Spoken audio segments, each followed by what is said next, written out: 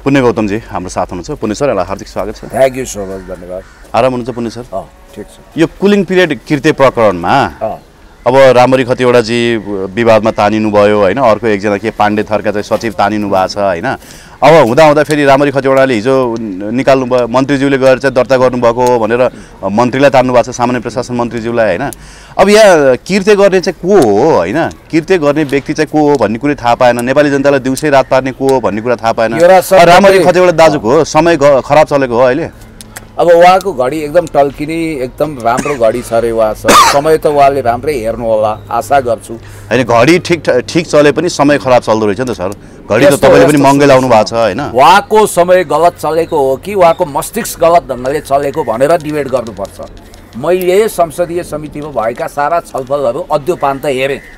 म फेरि त्यो हचुवामा त्यो गुगलका सूचनाका आधारमा कसैले भन्यो हेलो के छ यार त्यहाँ के सूचना आछ पठाइदेऊ त एउटा लिङ्क भनेर त्यतिले चित्त बुझाउँदैन। किनभने कुनै कुनै सामान्य घटनाक्रममा त्यतिले पनि चित्त बुझ्ला, master in none jack of all टाइपले। तर यसमा कच्चा ज्ञानको पण्डित बन्नु हुँदैन। यसै पनि तपाईँलाई एउटा कुरा के थाहा छ भने पुण्य गौतम जहिले पनि संवैधानिक मामिला होस्, राजकीय मामिला होस्, प्रशासनिक मामिलामा विशेष दखलयुक्त अध्ययन गरेर मात्रै बोल्छ भन्ने कुरो अन्तर्राष्ट्रिय मामिलामा तपाईँलाई थाहा छ। यो कुलिङ पिरियडको कुरो यहाँ आज सुन्दा अचम्म लाग्छ। तपाईँको मिडियामा चाहिँ मैले बोलेको होइन, म इमान्दारीपूर्वक स्वीकार्छु। आजभन्दा 5 वर्ष अगाडि रातो पर्दा टिभीमा मैले बोलेको छु। हेर्नुहोस्, अब यसको श्रेय मलाई दिनु पर्दैन। मैले यो किन बोलेँ भने मैले एकजना भेटरान व्यक्तित्व, प्रशासनिक व्यक्तित्वसँग कुरा गरेँ। उहाँले मलाई चियामा आमन्त्रण गर्नुभयो। उहाँले के भन्नुभयो भने गौतमजी तपाईँहरू जस्तो विद्वत वक्ताले वाइ नट यो विषय किन बहस गर्नुहुन्न? नेपालमा कुलिङ पिरियड नहुनाले धेरै भद्रगोल भयो। कर्मचारीहरू भने टोटल तपाईँको राजनीतिक शक्ति केन्द्रलाई भिजाएर तत्काल पावरमा जान्छन्। उहाँ पनि कर्मचारी हो। फेरि उहाँले चाहिँ संवैधानिक नियुक्ति दिन मन्जुर गर्नु भएन। उहाँ लेख्नुहुन्छ, बरु हार्वर्ड पढाउन जानुहुन्छ, के गर्नुहुन्छ, उहाँको आफ्नो जिन्दगी छ। अनि मलाई उहाँले केही डकुमेन्टहरू उपलब्ध गराउनु भयो। दुनियाँभरि कुलिङ पिरियडको विषयमा दुनियाँभरि एउटा सिस्टम छ, हामी कहाँ नबसेको रहेछ। कर्मचारीले 2 बजे राजीनामा दिने, 3 बजे अर्को पदमा शपथ लिने, 2 बजे अवकाश दिने, 3 बजे पदमा नियुक्ति लिने। अनि जिन्दगीभरि लिएको यही उनीहरू कहिले भूतपूर्व हुनु नपर्ने, कहिले राजदूत हुने, कहिले तपाईँको कुनै संवैधानिक नियुक्ति खाने, कहिले आयोगमा जाने, कहिले कुनै संस्थानको जिएम हुने हो। यस्तो गरी राज्य कोषमा बरु नेता रिटायर हुन्छन्, कर्मचारी कहिल्यै रिटायर नहुने रहेछन् चतुरे धतुरेहरू। किनभने मालपानी पनि उनीहरूसँग हुने। अलिकति मैले भाषा पनि त्यस्तै प्रयोग गरेँ र यो विषयमा मैले कुलिङ पिरियड राख्नुपर्छ भनेर बोलेँ। त्यतिखेर 2 जना सांसदले मलाई धन्यवाद पनि दिनुभयो। अहिले उहाँहरू रिटायर भइसक्नुभयो। अनि हाम्रो देवी ओझाजीले पनि मलाई धन्यवाद दिनुभयो। यो कुरा तपाईँले ठिक उठाउनु भयो भनेर पूर्व मन्त्री देवी ओझाले। र कुलिङ पिरियडको बारेमा मैले बोल्दा 3-4 जनाले मलाई हकार्नु हो, कर्मचारीहरूले। होइन गौतमजी तपाईँ के गर्नुहुन्छ, खालि ईर्ष्या गर्ने? कर्मचारी चाहिँ मान्छे होइन, तपाईँ के बोल्दै? त्यो भिडियो भाइरल पनि भएको थियो त्यतिखेर। त्यो टिकटक भर्खर आएकै थिएन, फेसबुक आदि इत्यादि कता कता हालेको थियो के अरे। आज म के भन्छु भने रामहरि खतिवडाजीले हिजो पदमगिरीजी हुनुहुन्थ्यो त्यहाँ, त्यो समितिको सदस्य हुनुहुँदो रहेछ। माननीय मन्त्री सञ्चार मन्त्री हुनुहुन्थ्यो त्यहीँ पृथ्वी सुब्बा गुरुङ। उतापट्टि मुख्य सचिवज्यू पनि हुनुहुन्थ्यो, कर्मचारीहरू पनि थिए, केही मिडियाहरू पनि थिए।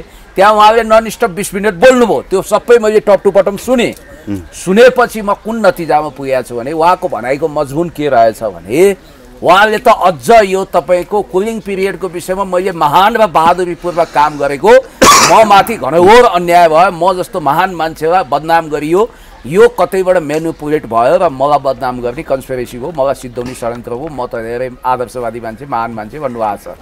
अब खतिवडाजीको जिन्दगी पनि अपरम्पार छ। बिचरा उहाँ फ्याङ्लो झोला बोकेर ओखलढुङ्गाबाट सामान्य जीविकोपार्जन गर्न आउनुभयो। किशुनजी नमस्कार भनेर दिनमा एकचोटि पुग्नुहुन्थ्यो। बच्चै उमेर थियो, सङ्घर्ष त गरे हो होइन। अनि त्यसपछि अराष्ट्रिय तत्त्व भनिन्थ्यो काङ्ग्रेसलाई। र प्रतिबन्धित नेपाली काङ्ग्रेसको अफिस सायद यो उसतिर थियो के अरे, जमलतिर। त्यहाँ किशुनजी पुग्नुहुन्थ्यो कालो चस्मा लगाएर, किशुनजीलाई पान ल्याइदिने, सेवा गर्ने। पछि रामहरि खतिवडाजीको विषयमा एकैचोटि सुनियो कि बलबहादुर राई भन्ने असाध्यै इमान्दार गिरिजाबाबु विदेश जाँदा पनि कार्यवाहक प्रधानमन्त्री छोडेर जाने एकजना राई महानुभावको पिए बस्दाखेरि चाहिँ केही रकमहरू घपला गरेको हुनाले उहाँलाई नियन्त्रणमा लिएको, अथवा उहाँ पिए बस्दैखेरि बर्खास्त गरिएको भनेर अखबारमा पढेको कुरा गर्दैछु है। मैले पहिलोचोटि रामरी खतिवडाको नाम त्यतिखेर सुनेको कि काङ्ग्रेसहरूको मुखबाट हाम्रो जिल्लामा पनि काङ्ग्रेस थिए, कस्ता कस्ता इज्जत फ्यालुवा काङ्ग्रेस पनि भए, हेर हेर हेर अभियोग भनेको सुनेकै हो यही कामले। दोस्रोचोटि मैले उहाँलाई प्रत्यक्ष रूपमा भेटेँ दोस्रो जनआन्दोलनमा। त्यतिखेर झन्डै 6 फुट अग्लो गोरो, यसो हेर्दा पनि ट्राउजर लगाएको होइन, एकदम व्यक्तित्व छुट्टै शानदार, अभिवाहित छ यो मान्छे अहिलेसम्म भन्थे। त्यही बेला पनि उमेरदार भइसकेका मान्छे हो उहाँ। पछि उहाँले एकपछि अर्को तरक्की गर्नुभयो। अब उहाँको विषयमा सुनेका किस्साहरू म यहाँ सबै तपाईँलाई राख्न सक्दिनँ होइन। उहाँ कतिले के भन्छन् भने उहाँ यसरी दुध खानुहुन्छ, उहाँले गाई पाल्नै पर्दैन पनि भन्छन् र उहाँको सम्पत्तिको विषयमा अनेक किस्साहरू पनि गर्छन्। धेरै धनीमानी पनि भन्छन् अहिले होइन। के हो मलाई थाहा छैन, कतिवटा घरका कुरा गर्छन्, के गर्छन्। भरे जनआस्थामा एउटा न्युज आयो, उहाँको हातमा एउटा एकदम राम्रो घडी टल्क्यो, त्यो त यस्तो रहेछ भन्ने घडीका कहानीहरू पनि आए। उहाँले पनि किन मैले कोट्याएको भने उहाँको इतिहाससँग वर्तमान जोडिन्छ। उहाँ एकदम सज्जन, दुधले धोएको, इमान्दार भनेर जसरी आफूलाई एउटा अत्यन्तै सत्यवादी राजा हरिश्चन्द्र युधिष्ठिर जसरी प्रस्तुत गर्नुभएको छ के विगतले उहाँलाई इमान्दार सादगी हुन अनुमति दिन्छ भन्ने कुरो चाहिँ विगतदेखि वर्तमानसम्म जोडियो र भविष्य दृष्टि यहाँ राख्नु पर्यो भनेर मात्रै उहाँको ब्याकग्राउन्ड मैले तपाईँलाई ल्याइदिएको। अब आउँ वर्तमानमा। उहाँले के भन्नुभयो, मन्त्रीको नाम त लिनु भएन, म भनिदिन्छु। सामान्य प्रशासन मन्त्री राजकुमार गुप्ताजी हुनुहुन्छ। गुप्ताजीले इन्टरभ्यू दिनुभयो, उहाँले मलाई कुनै पनि कागज दिनु भएन यो सम्बन्धी, अथवा उहाँले जाली झेली काम गर्नुभयो भन्ने उहाँको बयान थियो। र हाम्रो माननीय पदम गिरीजी पूर्व स्वास्थ्य मन्त्री पनि हुनुहुन्छ, नेकपा एमालेको प्रभावशाली युवा नेता हुनुहुन्छ, मेरो मित्र पनि हुनुहुन्छ। उहाँले त्यहाँ खडे खडे उहाँलाई केही प्रश्नहरू सोध्नुभयो जसको जवाफ उहाँले त्यहाँ दिनु भएन, म पछि दिन्छु यहाँ उहाँ भनेर टार्नुभयो। त रामरी खतिवडाले भने दुईवटा कुरा छ। एउटा कुरो के रहेछ उहाँको जिद्दी भने यो कर्मचारीहरूले अवकाश, अनिवार्य अवकाश लिएको 2 वर्षपछि थियो रे। हेर्नुहोस् है, उहाँले चाहिँ अनिवार्य अवकाश लिएको मात्रै होइन, राजीनामा गरेकोलाई पनि कुलिङ पिरियडमा राख्नुपर्छ। जस्तो अवकाश छुट्यो, राजीनामा छुट्यो। अनि अर्को चाहिँ सरकारी कर्मचारी निजामती भन्ने मात्रै थियो रे, निजामती र सरकारी कर्मचारी दुवैलाई यो लागू हुन्छ भनेर मैले राख्न लगाएँ। मैले यत्रो महान काम गरेँ, कुलिङ पिरियडको विषयमा कोहीले 1 वर्ष भनिरहेको थिएँ, मैले 2 वर्षको लडाइँ गरेँ, मैले यो सब गरेँ, मलाई नै यहाँ सर्वनाश गर्न, सत्यानाश गर्न लाग्यो भन्नुभएको छ। त्यसो भए यो कसले गर्यो त? उहाँ सभापति। त्यो बाहेक को भन्ने त्यो जाली झेली कृत्य शब्द थपेर पुरानै प्रक्रियालाई कसले लेजिटिमेसी दियो भन्ने कुरामा उहाँले नैतिक जवाफदेही त दिनु पर्दैन। संसदीय समितिबाट उहाँले राजीनामा दिनु पर्दैन, सभापतिबाट उहाँको नैतिकता के हो? र सारा त्यो संसदीय समितिका सदस्यहरूले पनि राजीनामा दिनुपर्छ। उहाँले मात्रै होइन, सबै जिम्मेवार छन्। र संसदले यो राष्ट्रिय लज्जा बापत सभामुख लगायत सबैले एकचोटि सरी भन्नुपर्छ जनतालाई र यो खारेज गर्नुपर्छ, किनभने कुलिङ पिरियड त राख्नै पर्छ। मैले तपाईँलाई भनौँ हो, एकदम काबिले तारिफ टाइपका कर्मचारी छन्, धेरै राम्रा कर्मचारी छन्, इथिक्समा बस्ने छन्। तर आज योग्यतम व्यक्तिहरू right man in right place हुनबाट चुकेका छन्। कर्मचारीहरू पदमा बस्दाखेरि भ्रष्टाचार गर्ने। अब यहाँ म धेरै कुरा भन्दिनँ। एकजना अख्तियार दुरुपयोग अनुसन्धान आयोगको प्रमुख आयुक्तज्यूको नाम अहिले बडो हाइलाइट छ। उहाँ सिडिओ के हुनुभयो, पछि सचिवबाट रिटायर भएपछि अब सबै अख्तियार दुरुपयोग अनुसन्धान आयोगको प्रमुख आयुक्त प्रेम कुमार राई वा सूर्यनाथ उपाध्याय त हुँदा रहन्छन्, कोही दिप बस्नेत पनि हुँदा रहेछन्, कोही लोकमान सिंह कार्की पनि हुँदा रहेछन्। सूर्यनाथ उपाध्यायले राखेको तामेलीमा राखेको फाइलको कुरा आइरहेको छँदैछ। प्रेम कुमार राईको फाइल आफै तामेलीमा छँदैछ सर। धेरै देवत्वकरण नगरौँ न। देवत्वकरण गरे होइन, कम्पेरेटिभ या दुधले धोएको सबै गोपाल खड्काले किनेको जग्गा प्रकरणमा त उहाँको पनि नाम मुछ्या थियो त, खोइ त त्यो फाइल कहाँ गयो? उहाँ पनि त त्यही प्रक्रिया अनुसार होइन, त्यही प्रक्रिया अनुसार तपाईँले भने 2 बजे राजीनामा दिएर 3 बजे अख्तियार छिरे आफ्नै त हो नि। धेरै देवत्वकरण नगरौँ सर, एमाले हो होइन, बुझिहाल्यो नि। कुलिङ पिरियडको कुरामा कहाँ सिरियस हुनुपर्छ भन्ने प्रसङ्गमा होइन, त्यो कुलिङ पिरियड भएको भए प्रेम कुमार राई अख्तियार आयुक्त बन्थे त, प्रमुख आयुक्त बन्थे। नीति थिएन उहाँ, त्यो नीति थिति अन्तर्गत अनि उहाँकै फाइल पेन्डिङ छ, संसदीय सुनवाई भएको छैन। सुन्नु त मुद्दा छ भने त कुरै भएन, किनभने दिप कुमार उपाध्याय तामेलीमै छ त्यही अख्तियारमा, अनि त्यही अख्तियारको हाकिम भएर उहाँ जानुहुन्छ, कसले चलाइन्छ मुद्दा? बस्नेत पनि अख्तियारको चिफ हुनुहुन्थ्यो, अख्तियारको चिफ हुँदा हुँदै पछि रिटायरमेन्ट लिएपछि उहाँलाई पनि मुद्दा लाग्यो। रिटायरमेन्ट लिएपछि तर त्यो हाकिम हुँदा त भएन होला नि? भयो, त्यो पछि होला। अब त्यसका केही प्रावधानहरू होलान्। मैले भन्न खोजेको अख्तियार दुरुपयोग अनुसन्धानका यी नाम लिएका बाहेक अर्का एकजना महानुभाव हुनुहुन्छ जसको नाम नलिउँ, फेरि हामीलाई मानानी ठोक्लान्, के गर्न गाह्रो पनि छ हामीलाई।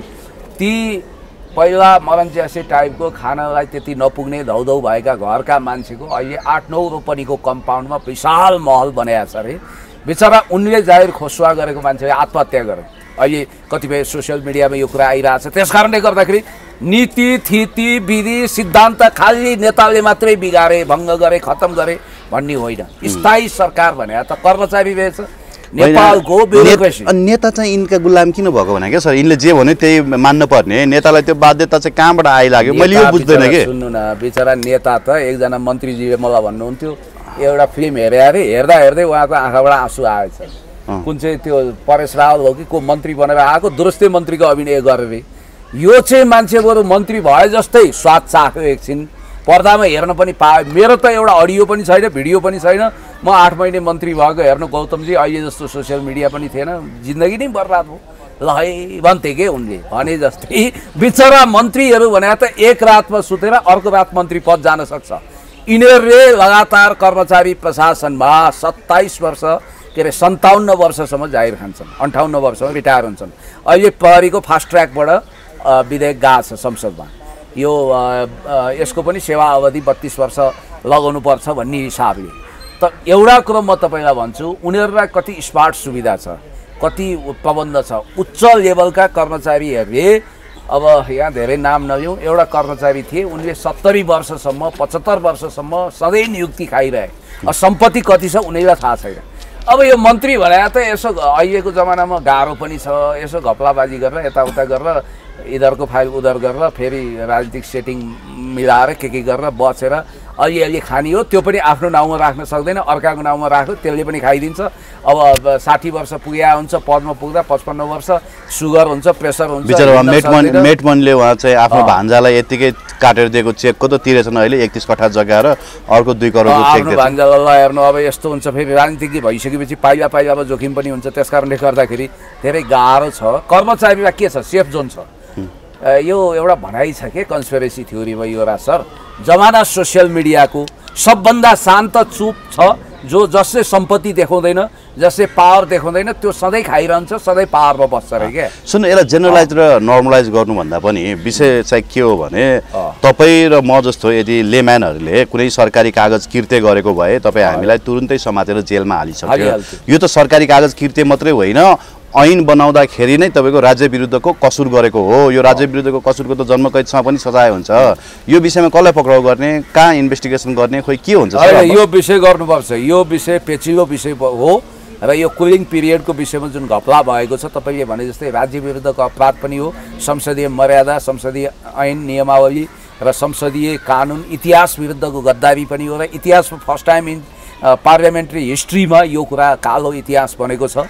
त्यो विधेयकको साटो कुनै देश, त्यो क्लजको साटो कुनै देशद्रोही क्लज हालिदिएको भए, हुन त यो आफैमा पनि देशद्रोही क्लज हुन्छ होइन, यदि उनीहरूले त्यो छिराएको हो भने त छिराएकै हुन् होइन।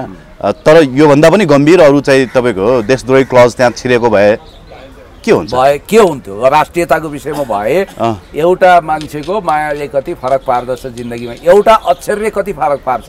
बाहेक भन्ने शब्द घुसाएर पुरानै प्रणालीलाई लेजिटिमेसी दिने, अर्थात् कुलिङ पिरियड भएको राखे जस्तो गरेर नराख्ने जुन खालको षड्यन्त्र भयो, यो त वस्तुत सिद्धान्त त अहिले पास भएको त्यो ड्राफ्ट हेर्दा कुलिङ पिरियड नै छैन। स्यालको सिंह गायब भए जस्तो छ। कुलिङ पिरियड त उही सुब्बा खरदार मात्रै रहेछ। बिचरा त्यो तल्लो तहका कर्मचारीलाई के भयो, राजपत्र अनङ्कित कर्मचारीको लागि कुलिङ पिरियड राखेर केही पनि हुँदैन। के फरक पर्छ? अब केही फरक परेन नि त। ल छोडिदियो अब यो कुरा होइन, इन्भेस्टिगेसन होला, अब जनताले बुझ्छन् होला, आवाज उठाउँछन् होला, तर आवाज त्यति उठ्या छैन। अब हुन त संसदमै चर्काचर्की त छ होइन। अब फेरि अर्को विषयले यसलाई ओभरल्याप गरिदिइहाल्छ। नेपालमा त एउटा काण्ड आए पछाडि त्यो काण्डलाई ढाकछोप आर्टिफिसियल काण्ड गर्नको लागि अर्को काण्ड आउँछ। हिजो दिउँसो कुलिङ पिरियड चलै थियो, बेलुका पछि अब सर्वोच्चको फैसला आए पछाडि चाहिँ सबै ट्रेन्डिङ, सर्वोच्चको फैसला अब फेरि अर्को ट्रेन्डिङ इस्यु आइहाल्छ होइन। अब यो बिचमा अर्को आशिकाले झगडा गर्छन्, त्यो ट्रेन्डिङ विषय बनिहाल्छ होइन। आशिका के दिदी, हाम्रो खसिन दिदी होइन, उहाँको निकनेम। अब उमेरले त हाम्रो बहिनी नै हुनुहुन्छ, त्यही पनि उहाँलाई शुभकामना। नेपाल आउनु भएको छ, विदेशमा बस्नु सक्नु भएन, केही काम चाहिँ निकै राम्रो काम गर्नुभएको छ कि, उहाँलाई धन्यवाद होइन।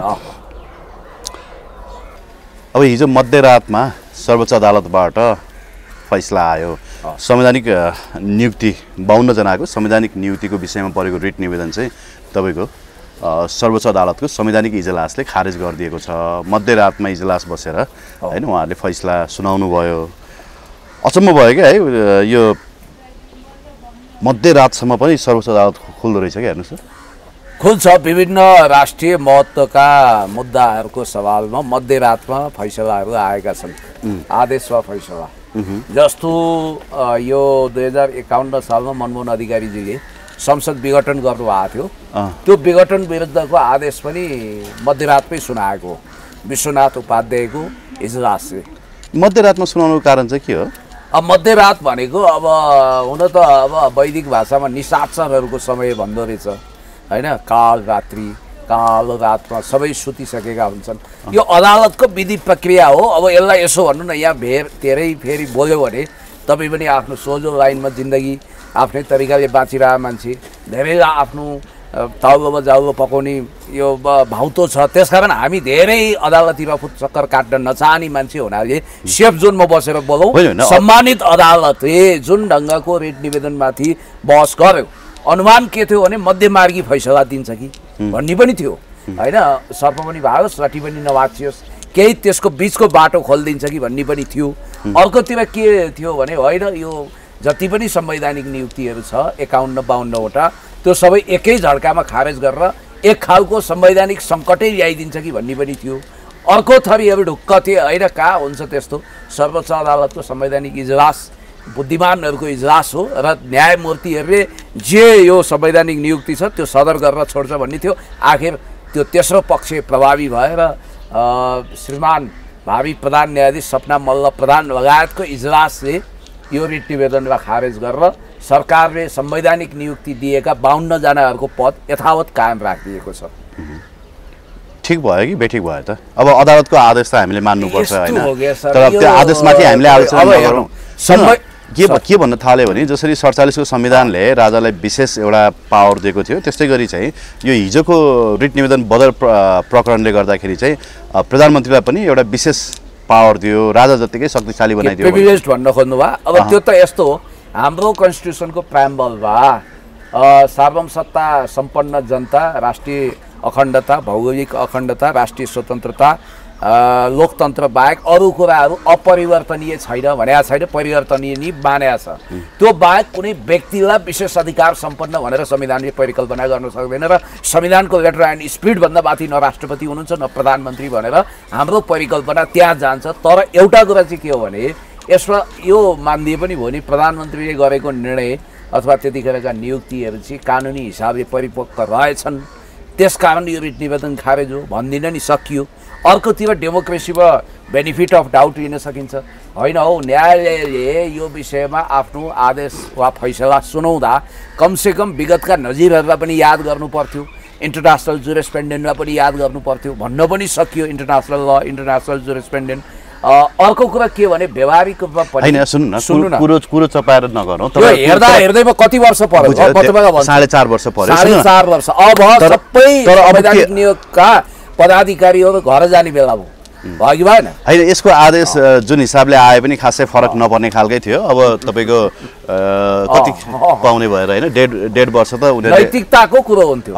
तर के भने त्यो मात्रै होइन, यो सर पाएको खाइपाई आएको तलब भत्ता पनि फिर्ता गर्नु पर्थ्यो नि। अब चाहिँ के भयो भने जुनसुकै प्रधानमन्त्रीलाई झोक चल्यो भने उसले संसद विघटन गरेर संवैधानिक तपाईँको नियुक्तिहरूमा चाहिँ आफ्नो एकाधिकार कायम गर्न सक्ने भयो भन्छ नि त। सर म तपाईँलाई भनिदिउँ, अहिलेको संसदको कम्पोजिसन हेर्दा, सांसदहरूको बौद्धिक स्तर हेर्दा, सांसदहरूको मर्यादा र गरिमा हेर्दा, संसदीय समितिका सभापति, यो विषयमा एकछिनपछि आउँला, सभापतिहरू समेत अहिले वास्तवमा संसदको उपसमितिले पारित गरेको प्रतिवेदनलाई भद्दा तरिकाले बङ्ग्याएर आफू खुसी दुरुपयोग गर्ने अवस्था हेर्दा देश मध्यावधिको विकल्पमा छैन भन्ने मलाई लाग्छ र परिपक्व मान्छेलाई जनताले अब सांसद बनाएर चुनेर पठाउनु पर्ने हो। त्यो सेकेन्डरी कुरा हो।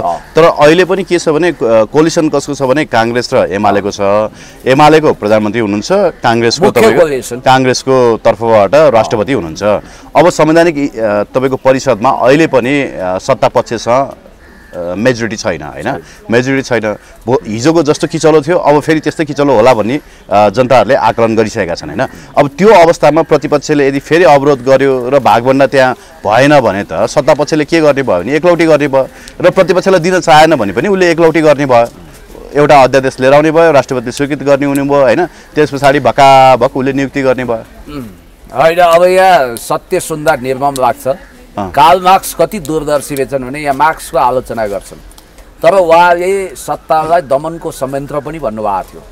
सत्ता बरिए हुन्छ, जबसम्म यो वर्ग उच्छेद हुँदैन तबसम्म सत्ता बरिए हुन्छ र त्यसले आफ्नो विपक्षीलाई कानुनी वा बौद्धिक वा राज्यका संयन्त्रहरूबाट दमन गर्छ भनिएको छ। यो यहाँ मात्रै होइन, दुनियाँभर देखिने कुरा यही हो। अहिले अमेरिकामा के भइरहेछ, न्युयोर्कमा एउटा कम्युनिस्ट पृष्ठभूमिको फिल्म मेकर मीरा नायरको छोरो, ग्लामरस व्यक्तित्व, भविष्यमा राष्ट्रपति पनि हुनसक्छ भनेर परिकल्पना गरिएको भारतीय मूलको एउटा युवक जब मेयर हुन लाग्यो, उसलाई पागलको संज्ञा दिएर डोनाल्ड ट्रम्पले सारा एडहरू खारेज गरिदिन्छु, यो गर्छु ऊ गर्छु भनिरहेछन्। भन्नाले त्यो प्रसङ्गमा हामी एकछिनपछि आउँला। मैले भन्न खोजेको जो जिता सिकन्दर भने जस्तो कानुन पनि के हो भने समय सापेक्ष हुन्छ। न्यायाधीशहरू भने पनि मङ्गल ग्रहबाट आएका होइनन्, उनीहरू पनि यही माटोको यही भूभागको उत्पादन हुन् र हाम्रो संवैधानिक नियुक्तिको प्रक्रिया खास गरी न्याय परिषदको संरचना तपाईँले पहिला हेर्नुपर्छ। न्याय परिषदको संरचनाले हाम्रो सर्वोच्च अदालत, उच्च अदालत वा जिल्ला अदालतमा जाने न्यायाधीशहरूको योग्यता क्रम, रोल क्रम निर्धारण गरेको छ। र यो अब फेरि के छ भने नि युवराज सर, मलाई पनि अलिकति लोभ छ के भविष्यको कन्टेम्प अफ कोर्ट ठोकिदिएर फेरि मेरो पनि बाटो बन्द गरिदिएला कि यहाँ कतै तपाईलाई पनि यो घुमाउरो बाटो जस्तो कसरी हुनुपर्छ र हामीले अदालतको आदेश नमान्ने भने होइन, मान्नुपर्ने फेरि यसमा हामीले होइन, अदालतको फैसला मान्नुपर्ने हामीले होइन, सरकारले हो, सरकारले मानिहाल्छ। हामीले त यो कतिको जेन्युन छ भनेर यसमा क्रिटिकल एनालाइसिस अब यस्तो हो, यो व्यवहार त क्रिटिकल एनालाइसिस गर्न मिल्छ होला। तपाईले अघि क्रिटिसिजम गर्न मिलेन तर क्रिटिकल एनालाइसिस गर्न त मिल्ला नि। मिल्छ त्यो त डेमोक्रेसी लोकतन्त्रको स्वाभाविक रूपमा यो भइहाल्छ। हामीले न्यायाधीश द्वयहरूलाई गाली गरेर त होइन, यसले कस्तो नजिर स्थापित गर्छ भनेर मात्रै खास हिसाब किताब गर्न खोजेको हो। अब जनताले बुझेका छन्, जनताले हिसाब किताब गर्छन् नै हैन। नियुक्तिको 5 वर्षपछि हरेक संवैधानिक पदको कोही 6 वर्ष पनि होला, 5 वर्ष बढीमा 6 वर्ष भित्र उनीहरू अनिवार्य अवकाशमा जान्छन् र त्यो अन्तर्गत संवैधानिक नियुक्ति पाएकाहरू चाहे अख्तियार दुरुपयोग अनुसन्धान आयोग होस्, चाहे निर्वाचन आयोग होस्, चाहे लोकसेवा आयोग होस्, चाहे यता राष्ट्रिय मानवाधिकार आयोग होस्, चाहे कुनै पनि संवैधानिक नियोगका नियुक्तिहरू बदरभागी भएनन् र त्यसलाई एज इट इज राखियो भन्ने कुरोले उत्रो हलचल गर्नुपर्छ भन्ने मलाई लाग्दैन। र यदि संवैधानिक नियुक्ति बदर भइदिएको भए एउटा नैतिक प्रश्न चाहिँ सदनमा उठ्थ्यो कि सरकारको वैधताको विषयमा पनि यिनीहरूले बहस गर्थ्यो, त्यो चाहिँ हुन्थ्यो। तर जे होस् यसले केपीओलाई ठुलो राहत दियो, यसको लेजिटिमेसीले सरकारको लेजिटिमेसीलाई पनि त्याग लगाए, टाँचा लगाए। अनि त्यो त तपाईँको ओम प्रकाश अर्यालले भन्दै आउनु भएको थियो नि होइन। अब रूपन्देही 3 को उपनिर्वाचनमा होइन विद्यादेवी भण्डारीको चर्चा गर्नुभएको थियो हाम्रो डाक्टर विजय मिश्रले। तर विद्यादेवी भण्डारी भन्दा पनि चर्चामा चाहिँ को आउनुभयो भने सागर ढकालजी आउनुभयो, जो शेरबहादुर देउवासँग डडेलधुरा हाइलाइट हुनुभएको थियो, पपुलर हुनुभएको थियो। उहाँले के भन्नुभएको छ भने घन्टीले मलाई टिकट दियो भने रूपन्देही 3 मा चाहिँ हामी क्लिन स्विप गर्नुपर्छ भनेर उहाँले स्ट्याटसै लेख्नु भएको छ। अब चर्चामा कुलमान फेरि माओवादीको तर्फबाट भन्ने पनि चर्चा आइरहेछ। अब यता दिवंगत दीपक बोहरा दाईको छोरा होइन क्याप्टेन के बोहरा हुनुहुन्छ, गौरव बोहरा, उहाँको पनि चर्चा आइरहेछ। रासोपा र राप्रपा दुवै चाहिँ उहाँलाई तान्ने प्रयासमा छ भन्ने कुरा आइरहेछ होइन। सागर ढकाल उठ्यो भने चाहिँ र रासोपाले टिकट दियो भने रवि लामिछाने थुनामा त्यही रूपन्देहीमा छन्। रवि लामिछानेको अर्को नील किल्ला चाहिँ अब रूपन्देही हुन्छ भन्दैछन् कि रूपन्देही 3 यस्तो हुनसक्छ। चुनाव हो, चुनावको प्रतिस्पर्धामा श्रेष्ठता हासिल गर्ने हर कसैलाई इच्छा हुन्छ, तर एउटा कुरा पक्का छ कि त्यहाँ राप्रपाले शानदार मतका साथ हार्दैछ, जित्दै हार्दै। यो चाहिँ मैले भविष्यवाणी नै गर्दिनँ। त्यो त पहिला एमालेको भोटले जित्या हो, अब एमाले आफ्नो क्यान्डिडेट उठायो भने राप्रपा त्यहाँ वाङ खान्छ भनिसक्यो। पहिलो कुरो राप्रपाले वाङ खान्छ, त्यसले हात उठाए हो, किनभने अहिलेको सिनारियो त्यस्तो देखियो।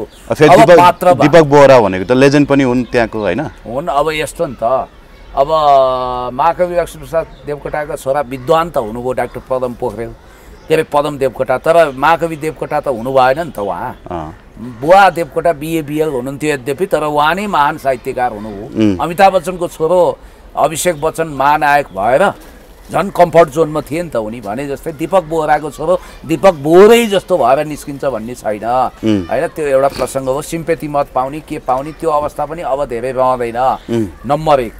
नम्बर 2, अब अहिले नानी पाउने कहिले कहिले कोक्रो बन्ने अहिले मलाई चाहिँ के लाग्यो भने नि सर, सत्ता पावरको मोह इतिहासमा योभन्दा अचाक्ली कहिले पनि थिएन। मैले त 42 सालको पञ्चायती चुनाव पनि देखेँ केटाकेटी हुँदा, त्यो अलिअलि रेम सम्झना छ। 48 देखि टटकारो त्यो बेलादेखि अनुभवै गरे हो। नराटी भन्दा 48 मा मैले भोट हाल्ने उमेर त थिएन होला, हाल्दिएँ मैले होइन, हाल्दिएँ मैले पनि। त्यहाँदेखि देखेको चुनाव अहिलेसम्म, पछि 48 पछि त बहिष्कारै गर्नु पर्यो धेरै समय, अहिलेसम्म मैले हेर्दा इतिहासमै बढी कुनै पनि चुनावप्रति, संसदीय सिटप्रतिको आसक्ति, पदप्रतिको आसक्ति कहिले देखिएन। मानिसहरूलाई यस्तो लाग्दो रहेछ कि पैसा र पद नै सर्वोपरि हो, अरू सब झुटा हुन्। मान्छेको आत्मविश्वास गुम भयो। नैतिक कमान्डसहित पदमा नबसेर पनि म राष्ट्रको सेवा गर्छु भन्ने भावना करिब स्यालको सिङ जस्तै लोप भयो। अब कुरा गरौँ रूपन्देहीको चुनावको सिनारियो। दीपक बोहराजीले भगवानको प्यारो भइसकेपछि स्वाभाविक छ कि त्यहाँ चुनाव हुन्छ। चुनावमा उम्मेदवार को? नेकपा एमालेबाट खेमलाल भट्टराईको प्रचार ज्यादा छ, अब उहाँ सम्भावित उम्मेदवारको रूपमा हेरिएको छ। अनि काङ्ग्रेसबाट को होला? अब गगन प्यानलका साथीहरूले उसलाई उठाउनु हुँदैन, मतलब खाँडजीलाई भनिरहेका छन्। उता शेरबहादुर प्यानलका मान्छेहरूले बालकृष्ण खाँड नै उपयुक्त उम्मेदवार हो, जसले जेसुकै भनोस् भारतमा कतिवटा केस लाग्ने मान्छेले त चुनाव जितिरहेछन्, त्यहाँ खाँडको बालकृष्ण खाँडजीको कुनै विकल्प छैन भन्छन्। यसो हेर्दा बालकृष्ण खाँडको राजनीति सिद्धिन कुनै न कुनै हिसाबले गगन थापाको पनि हात छ कि जस्तो लाग्छ। यो मोहन बस्नेतको कुरा पनि गरौँला। काङ्ग्रेसभित्रका प्रभावशाली नेताको जरा काट्नको लागि गगन थापाहरूले सामदाम दण्डभेद नीति सबै अप्नाएको भनेर पनि मान्छे विश्वास गर्छन्। अब बालकृष्ण खाँड उभिएलान् लगभग काङ्ग्रेसबाट, एमालेबाट खेमलाल भट्टराई उभिनु होला वा कोही हो। परम्परागत पार्टी यो दुईटा भयो, स्थापित पार्टीहरू जो डार्क हर्स जस्तो हेर्दाखेरि घोड दौडमा कालो घोडा सम्भावना छैन, धेरै अगाडि हुन्छ। अब यो इलामको चुनावकै अर्को संस्करण होला त्यो नहोला भन्न सकिँदैन, किनभने त्यहाँ सुहाङ नेमाङको नामै लिँदैन थियो, जमानत जफतसम्मको कुरो गर्थे, पछि उनीले त्यहाँ चुनाव जिते। यता पनि के हुनसक्छ भने साङ्गठनिक बेस बलियो भएकाहरू आउन सक्छन् र स्वतन्त्रहरूको धेरै मत काटिने सम्भावना देखाएको छु। मान्नुहोस् राजसपाबाट सागर ढकाललाई मौका दिएन भने सागर ढकाल आफै उठ्छन्, भोट त काट्छन् उनले, अनि त्यहाँ स्वतन्त्र टाइपका थुप्रै उठ्छन् मैले बुझेसम्म। अरू धेरै महत्त्वकाङ्क्षी युवकहरू छन्। उता गएर निकोलसले पनि देशैभरि उठ्न पाइन्छ। उहाँ डडेलधुरा कुदेर पुगेका केटो यहाँ आएर उठ्छ भने मेरो त अधिकारको कुरा हो, म रूपन्देहीवासी हुँ भनेर उनी उठ्दैलान् एकातिर। अर्को हाम्रो हेमराज थापाजीको पनि एउटा महत्त्वकाङ्क्षी टिम छ, त्यो टिम उठ्दैला। अर्को कुलमानजीलाई खडा गरिएला भन्ने बित्तिकै त्यहाँ स्वतन्त्रहरूको मत विभाजन हुन्छ। अब कुलमानजी नै उठ्नु होला भन्ने मलाई लाग्दैन। फेरि उठ्नु भयो भने आश्चर्य मान्दिनँ, तर उहाँ उठ्न कुलमानजी हाउडे टाइपको मान्छे होइन। तर यदि उठाइहाले कसैले भने, कुनै पार्टीले यदि कुलमानजीलाई टिकट दिएर उठाइहाले भने सिङ्गो होइन उज्यालो नेपालका नायक कुलमानलाई हराउने त को होला र? अब उहाँको चाहिँ अलिकति फरक हुन्छ हेर्नु। उहाँ कर्मचारी तन्त्रबाट आउनु हो, उहाँ अलि हाउडे हुनुहुन्न। उहाँ राजनीतिलाई त्यति तपाईँको हल्का फुल्का र पद पायो भने तुरन्तै गइहाल्ने नेचर उहाँको जस्तो लाग्दैन। तर उहाँलाई जुन किसिमले अपमानजनक बहिर्गमन गरियो नि, यति बेला उहाँ तपाईँको राष्ट्रिय तपाईँको स्तरमा पनि तपाईँको अन्तर्राष्ट्रिय स्तरमा पनि भ्रमणमा हुनुहुन्छ होइन। प्राय धेरै व्यक्तिहरू छ उहाँ भेटिरहनु भएको छ। अब यहीँ पनि तपाईँको विभिन्न ग्रुपहरूसँग एक्टिभ हुनुहुन्छ, कार्यक्रमहरूमा पार्टिसिपेट गरिरहनु भएको छ होइन। अन्तर्राष्ट्रिय स्तरमा पनि उहाँ भ्रमणमा गइरहनु भएको छ होइन। त्यसकारण उहाँको यसो आशय हेर्दाखेरि कतै न कतै अब जसरी उहाँले त्यो ग्रेसफुल एक्जिट पाउनु भएन, सम्मानजनक एक्जिट पाउनु भएन, त्यसको बदला लिनको लागि पनि उहाँ राजनीतिमा आउनुहुन्छ या क्रिएटिभ ढङ्गले आफूलाई स्थापित गर्ने उहाँको राजनीतिक महत्त्वकाङ्क्षा थियो। तपाईँलाई म ट्याक्कै सुनाइदिन्छु उहाँको कुरा। ल उहाँलाई पहिलोचोटि पदबाट अवकाश दिएको बेला उहाँसँग मेरो बाक्लो भेटघाट हुन्थ्यो, अहिले बरु छैन। तपाईँले त आन्दोलनै गर्नुभएको थियो नि त्यो। मैले त्यतिखेर उहाँलाई पछि स्थापित गर्नको लागि साटा भाटा खाइयो, कुटाइ खाइयो, पिटाइ खाइयो, ठिक छ केही छैन। मेरो एउटा भिडियोमा तारिफ पनि गर्नुभएको छ। उहाँले धेरै पुण्य गरेको हुनाले नामै पुण्य भनेर यहाँ बौद्धको एउटा तामाङहरूको विशाल आमसभामा मेरो तारिफ गर्नुभएको छ। मैले टिकटकमा पनि राखिदिएको छु त्यो भिडियो। अब कुलमान घिसिङजीलाई मैले वान सर्टमा बुझेको कुलमानजी कस्तो भने उहाँ कसैले उक्साएर उक्सिने मान्छे होइन, उहाँ बिस्तारै तात्नुहुन्छ, जेन्युनली जानुहुन्छ र उहाँ म्यानेजमेन्ट स्किल राम्रो र क्यालकुलेसन राम्रो हुनाले उहाँ कसरी उठ्नु टुरिस्ट उम्मेदवार बन्ने पक्षमा हुनुहुन्न अरे है। मैले अहिले पनि उहाँको निकट मान्छे छ, अहिले मैले उहाँसँग कुरा गरेको छैन, कतिले रूपन्देहीकै कुरा गरेर मुख सुँग्दा पनि उहाँ नो भन्नुहुन्छ, इन्कार गर्नुहुन्छ। एउटा कुरा कुलमानजीको त्यो क्लियर कट छ। दोस्रो, कुलमानजीले कसरी टिम बनाउने भन्ने कुरा सोच्नु भएको छ, उहाँ महत्त्वकाङ्क्षी हो। मैले त्यतिखेर पनि तपाईँ राजनीतिमा आउने हो भन्दा होइन, आउनुपर्छ ढिलो चाँडो भन्नुहुन्थ्यो, उहाँ महत्त्वकाङ्क्षी हुनुहुन्छ, आउनुहुन्छ। अब के गर्नुहुन्छ, कति लामो लङ रेसको घोडा हुनुहुन्छ। हेमावती नन्दन बहुगुणालाई जितेर अमिताभ बच्चन भारतको भावी प्रधानमन्त्री भनेर प्रचारित हुँदा पनि राजनीतिमा I am not fit for politics भनेर ग्रेसफुल होइन, एकदमै अपमानजनक बहिर्गमन गरेको पफर्स काण्डपछि तपाईँलाई थाहा छँदैछ। त्यसकारण उहाँको चाहिँ बेग अलिकति परसम्म हुनाले उहाँले हाउडे तरिकाले कसैले भन्यो भन्दैमा बुर्रको बुर्रको फुरुक फुरुक ताईको फुरुला जस्तो रूपन्देही पुग्नुहुन्छ जस्तो लाग्दैन। जहाँसम्म सागर ढकालको उडान छ, सागरजीलाई ढकाल मेरो माहौलले यो ढकालहरूको विषयमा एउटा भनाइ छ क्या सर हाम्रो। अब यो माइन्ड गर्नुहुन्न भने ढकाल भनेको परम चतुरा र उडान भर्न सिपालु भन्छन् के, उडान भर्न हुन्छ नि, कल्पनाको उडान, महत्त्वकाङ्क्षाको उडान। सागर ढकाल भाइलाई चिनाएको बिबिसीको एउटा संवादले, त्यो संवादमा उहाँले शेरबहादुर देउवाजीलाई प्रश्न राख्नुभयो, लिक्वानीले एउटा ढुङ्गा जस्तो देशलाई हिरा बनाउनु भयो, तपाईँले के बनाउनु भन्दा शेरबहादुर कहाँ अक्सफोर्ड युनिभर्सिटी भन्ने कुरा गरेर उहाँ चर्चामा आउनुभयो। त्यसपछि एकैचोटि उहाँको चर्चा चुहिएको डडेलधुरा क्षेत्रमै गएर चुनाव लड्नुभयो र आश्चर्यजनक मत ल्याउनुभयो। शेरबहादुर देउवालाई मनोवैज्ञानिक रूपमा उहाँले प्रेसर दिनु भने सानो कुरो थिएन, चुनाव जित्नु भएन। अब 5-5 हजार चाहिँ होटलमा बसेर नबाडे भए त त्यो पनि हुँदैन थियो कि होइन। त्यो यस्तो हो, सत्य कुरा बोल्नुपर्छ कि झिनो मात्रै भयो भने शेरबहादुरले जित्थे। अब के गर्छन् बेग्लै कुरा हो, अब उठ्दैनन् पनि होला, के होला, छोरालाई उठाउन् अथवा कसलाई उठाउन्, त्यो बेग्लै कुरा हो। फेरि शेरबहादुर राई चाहिँ एउटा कुरो है, म गाली खान्छु यो कुरा गरे बापत, शेरबहादुर धेरै अत्यन्तै पापी मान्छे होइन, आधारभूत रूपमा शेरबहादुर इजी गोइङ मान्छे हो, किशुनजीले माया गरेको मान्छे हो। अहिले अब मान्छेको बदनाम भयो, सम्पत्ति अस्वाभाविक भयो भनियो, के भनियो, त्यो बेग्लै कुरा हो। पुत्र मोह र श्रीमती मोहले शेरबहादुर देउवा धेरै टाक्सिनु हो भन्ने पनि कुरा छ। अब मलाई लाग्छ रूपन्देही उहाँले भिडियोहरू साक्षी छन्, हिजो पनि हेरेँ मैले, उहाँले डडेलधुरावासीलाई अपिल गर्नुभएको रहेछ, अब तपाईँहरू मलाई वेट गर्नुहोस्, मध्यावधि होस् या 5 वर्ष, म तपाईँहरूकै सेवा गर्छु, म अन्त जान्न भन्नुभएको रहेछ। भुर्र उडेर रूपन्देही आउनु, अब फेरि पारामा चुनाव होला त्यहाँ पुग्नु होला भन्ने बित्तिकै कुरा के छ भने वनको चरिक बनैमा रमाउँछ। अब कतिपयले स्ट्याटस लेख्न थाले, युवराज सफलले लेख्न थाले, हुन त युवराज सफलले लेखे भन्दैबाट, तर जेन्युन कुरा लेखेका छन्। उनले के भनेका छन् भने आइएनजिओ एनजिओको आकर्षक जाहिर खानी यिनी लगायतका व्यक्तिहरू पश्चिमा प्रभावबाट दीक्षित छन् र नेपालको राजनीतिमा वैकल्पिक धार भन्दै आएका छन् भनेर। अब प्रेम बानियाजीले डम्फु बजाउँदै हुनुहुन्छ, अब उहाँको पनि ट्र्याक रेकर्ड हिस्ट्री हामीलाई थाहा छ, धेरै आलोचना म गर्न चाहन्न होइन। देशको कति माया मोह हो अथवा पदको उत्पात मोह, देश छोडेर गएको त होइन नि सागर ढकाल। सागर ढकाललाई अरूसँग कम्पेयर गर्न मिल्छ सुन्न। एनजिओ आइएनजिओको जागिर खाएको भरमा भन्यो भने त सबैभन्दा धेरै एनजिओ कर्मीहरू एमालेकै छन् भन्छन्। सुन्नु न होइन, सुन्नुहोस्, मलाई पनि मान्छेले भड्काउन सक्छन्, जानुहोस् अब त्यहाँ रूपन्देहीमा यताउता भन्न सक्छन्, देशैभरिको निर्वाचन क्षेत्रमा उठ्ने अधिकार छ। तर एउटा चुनावमा एउटा निर्वाचन क्षेत्र, फेरि अर्को अदली बदलीले जनतामा विश्वास हुँदैन, जनताले टुरिस्ट टाइपको होइन अर्ग्यानिक खोज्छ। अब रवि लामिछानेजी अपवाद हो, उहाँको राष्ट्रिय व्यक्तित्व बन्यो, उहाँको ओरेटरी पनि असामान्य होइन अहिलेको हिसाबले, र सबैलाई खाइदिएको हुनाले उहाँले त्यहाँ चुनाव जित्नुभयो। मलाई जहाँसम्म लाग्छ राजसभाले हिजो सेतो पार्टीले गरेको स्टोरी चाहिँ राम्रो थियो कि राजसभा यस्तो छ कि अहिले उसले परिपक्व ढङ्गले हेर्दैछ, ऊ हार्ने गरी होइन जित्ने गरी उठ्नुपर्छ भन्ने तयारीमा लागेको हुनाले चुनाव राजसभाले जित्ला नजित्ला बेग्लै हो। म एमाले हुँ, मेरो आत्मविश्वास के हुनुपर्छ भने त्यहाँ एमाले जित्छ भन्ने हुनुपर्छ एकछिनको लागि। अब काङ्ग्रेसले भन्नु हामी जितौँला, काङ्ग्रेस एमाले त नेक टु नेक कम्पिटिसनको पार्टी हो। तर एउटा कुरा चाहिँ म भन्छु कि हामी काङ्ग्रेस एमालेहरूले, हामी एमाले काङ्ग्रेसहरूले जनतालाई अलिकति चिडाएका छौँ, जनता रिसाएका छन्। यो बेलामा चुनावी परिणाम हाम्रै पल्टामा पर्छ भनेर म 100% ग्यारेन्टी लिन्न, जित्नुपर्ने हामीले हो। अब हेरौँसम्म भन्न सक्छु। अब जहाँसम्म मलाई लाग्छ राजसभाले सागर ढकाललाई उम्मेदवार बनाउने सम्भावना मैले बुझेसम्म कम छ। कम छ। ठिकै छ, हेर्दै जाउँ होइन। अब घटनाक्रमहरू बिल्डअप भएपछि हामी फेरि पनि कुराकानी गरौँ।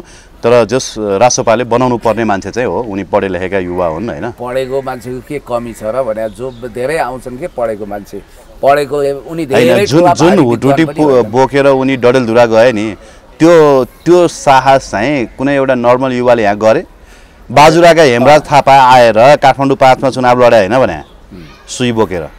मैले उहाँलाई बाजुरै जानुहोस् भनेको थिएँ, तर अहिले चाहिँ बिचरा उहाँ बाजुरातिर जानुभएछ, गाउँघरतिर रमाउँदै हुनुहुन्छ होइन। त्यति बेला चाहिँ त्यो डडेलधुरामा जसरी भिर पाखामा साहस गरेर चाहिँ सागर ढकालले चुनाव लडे, हेमराज थापाले त्यो साहस गरेको भए उहाँलाई धेरै राम्रो मत आउँथ्यो होइन। एनिवेज, अब अर्को कुरा चाहिँ तपाईँले मेरो अन्तर्वार्तामा एकपटक भन्नुभएको थियो होइन, कतिपय कुरा मेरा मिल्छन्, कतिपय कुरा तपाईँका मिल्छन्। तपाईँले के भन्नुभएको थियो नि, गगन थापाले नै हो होइन तपाईँको बालकृष्ण खाँड र मोहन बस्नेतलाई फसाउनको लागि गगन थापाले नै भूमिका खेलेका छन् भन्ने तपाईँको प्रत्यक्ष अप्रत्यक्ष खालको आरोप थियो होइन। अब हिजो मोहन दाइले नै भन्नुभयो यो कुरा त होइन, काङ्ग्रेसकै मिटिङमै भन्नुभयो उहाँले, मलाई फसाउनको लागि गगन थापाको हात छ भन्नुभयो। गगन थापासँग के छ र अख्तियारमा, उहाँसँग के त्यस्तो पहुँच छ र चाहिँ उहाँले फसाउने भने? यस्तो हिजो यदि गगन थापा मोहन बस्नेतजीकै स्टाइलमा जङ्गिएको भए, म पदाधिकारी हुँ भन्ने हिसाबले आइदिएको भए, काङ्ग्रेसी मिटिङका साक्षी सहभागीहरूको के दाबी छ भने त्यहाँ मस्कुलर तरिकाको हात हालालैको स्थिति हुनसक्थ्यो। गगन थापा चतुर, उनले चाहिँ आमाको हवाला दिँदै, मेरो बुवाले त मलाई जसले तँलाई नराम्रो गर्छ त्यसलाई प्रहार गर भनेको छ, मेरी आमाले चाहिँ फलानालाई चलायो गुला चलायो भने गन्दा हुन्छ भनेर, हेर्नु त कति घटिया प्रतीक दिएको, गुमा तुलना गरिदिनु, फलानालाई चलायो भने गन्दा आउँछ बाबु त चुप लागेर बस्नु भने हुनाले यसपटक म आमालाई मान्दछु भनेर एकदमै तपाईँको मोहन बस्नेतजीलाई त्यो ढङ्गले उहाँले कुरा गर्नुभयो। र मोहन बस्नेतले भर्खरै धरौटी बुझाएर 25-30 लाख कति बुझाएर 25 लाख रुपियाँ बुझाएर उहाँ बाहिर हुनुहुन्छ, तर जमानतमा हुनुहुन्छ, मुद्दा निरन्तर छ। यहाँनिर मैले तपाईँलाई भनेको कुरा के हो भने, मैले त्यो गगन थापाले फसाएको हो बालकृष्ण खाँड या मोहन बस्नेत भनेर ठ्याक्कै यही शब्द प्रयोग गरे होइन। यही शब्दै प्रयोग गर्नु होइन, मैले प्रयोग गरेको शब्द अलिकति फरक छ, म तपाईँलाई बुझाइदिन्छु। म आफ्नो शब्दप्रति जिम्मेवार छु, शब्द भनेको ब्रह्म हो। मैले भने के हो भने, बालकृष्ण खाँड र उनका मानिसहरूलाई यो लागेको छ कि यसमा कहीँ न कहीँ गगन थापाको हात छ भन्ने उनीहरूको विश्वास छ, मोहन बस्नेतको पनि त्यही छ भनेर मैले भन्दाखेरि कतिले मलाई के भने तपाईँको इन्टरभ्यूमा जब मैले यो कुरा बोलेँ, तपाईँको लागि त सिरियसली लिन्छन् मान्छेले, मलाई भने होइन त्यस्तो होइन होला, गगन थापा र मोहन बस्नेतको राम्रै सम्बन्ध हुनुपर्छ अथवा बालकृष्ण खाँडलाई पनि होइन होला भने। मैले के भने गगन थापा भनेको इन्डो वेस्टको लाड प्यारमा हुर्किएको ओभर रेटेड काङ्ग्रेसी नेता हुन्। क्षमता छ, तर उनलाई भविष्यको लागि ग्रुम गरिएको छ, जसरी इजरायलमा बेन्जामिन नेतान्याहुलाई तालिम दिएको थियो। र गगन थापाको म प्रधानमन्त्री बन्छु, पार्टी सभापति बन्छु भन्ने महत्त्वकाङ्क्षामा जो रोडा भएर उत्रिन्छन् नि, ती सबको राजनीतिक भविष्य चट हुन्छ, तिनीहरू सिद्धिन्छन् कुनै न कुनै रूपमा। अब नयाँ जेलेन्स्की भन्नुहोस् जे भन्नुहोस्, उनी त्यो रूपमा ग्रुम गरिएका छन् भनेर। तर तपाईँ त डे वानदेखि गगनको विरोध गरिरहनु भएको छ, तपाईँ कहिले सिद्धिनु भएन? होइन यस्तो नि, म त उनको मार्गमा पुगेको छैन नि त, उनको लागि प्रत्यक्ष भौतिक रूपमा वा उनको पदको थ्रेड त म भएको छैन नि।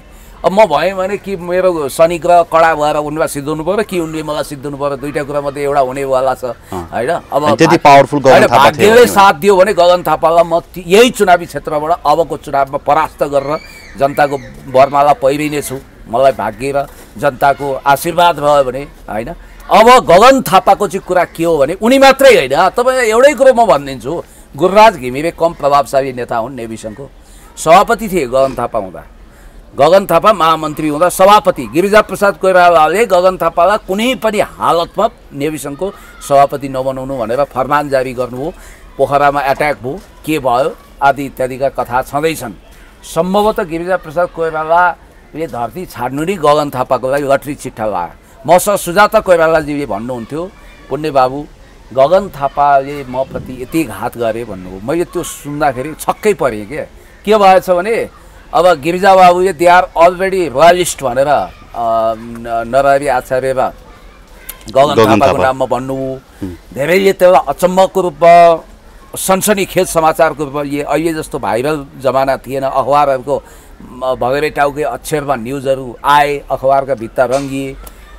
पछि त्यसको कुरा बुझ्दा, मैले आफ्नो तरिकाले बुझ्दा गुप्त सम्बन्ध चाहिँ नरहरि आचार्य र गगन थापाले राखेको दरबारियाहरूसँग शरदचन्द्र शाहसँग सुमधुर सम्बन्ध। यदि आत्मकथा शरदचन्द्रले लेख्न पाएको भए यिनीहरू सत्यानाशै हुन्थे, यिनीहरूको लागि भाग्यको लटरी चिट्ठा जस्तै हो उहाँको मरण भनेर पनि भने। सिङ्गापुरमा उहाँ बित्नुभयो।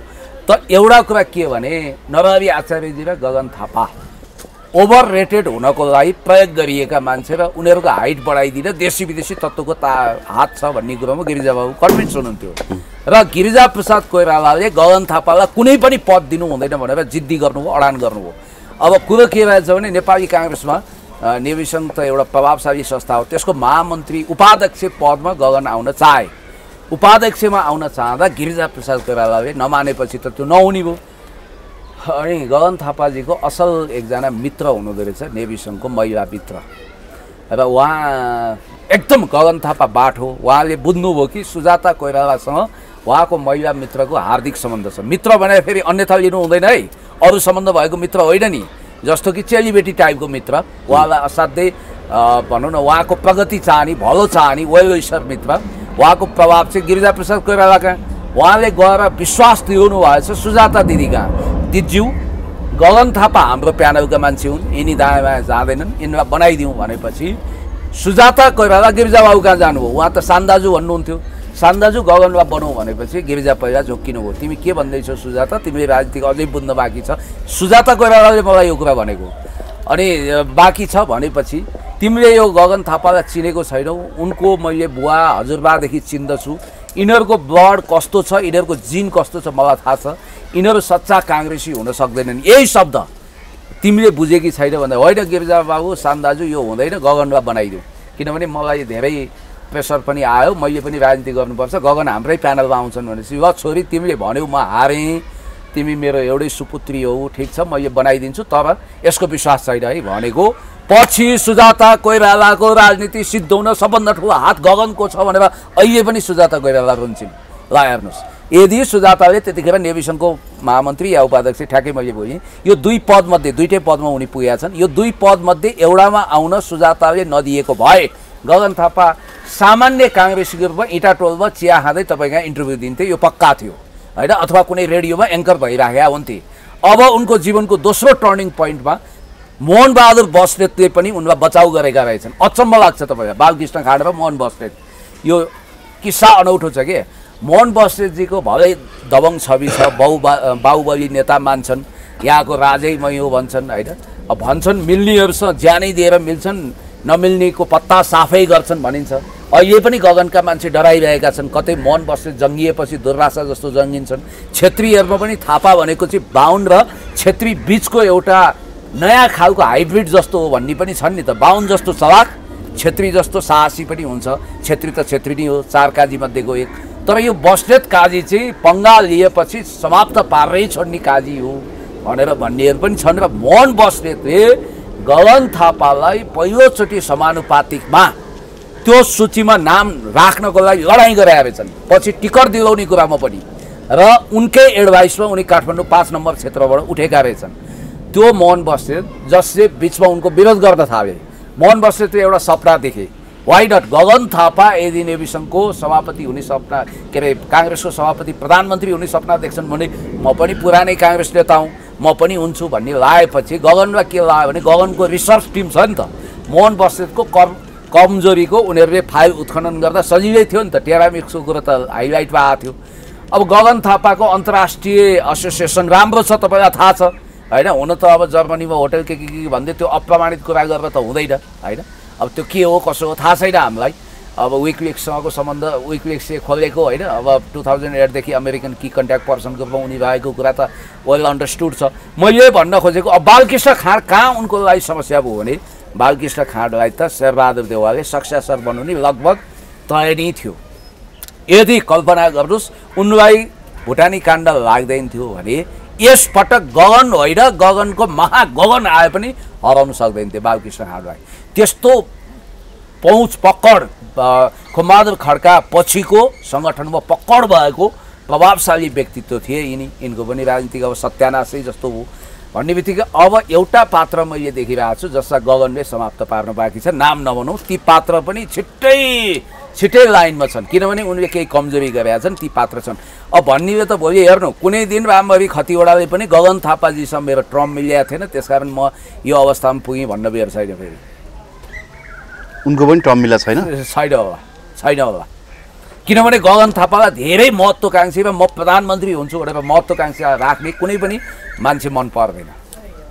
ल थ्याङ्क यू भेरी मच। र यति कुरो चाहिँ म घोषणा गर्छु शेरबहादुर देउवा भन्दा मौका पायो भने गगन थापा धेरै गुणा निरङ्कुश छन्, धेरै चतुर छन् र धेरै तपाईँको चलखेलवाला छन्, यो चाहिँ पक्का हो। हस् थ्याङ्क यू।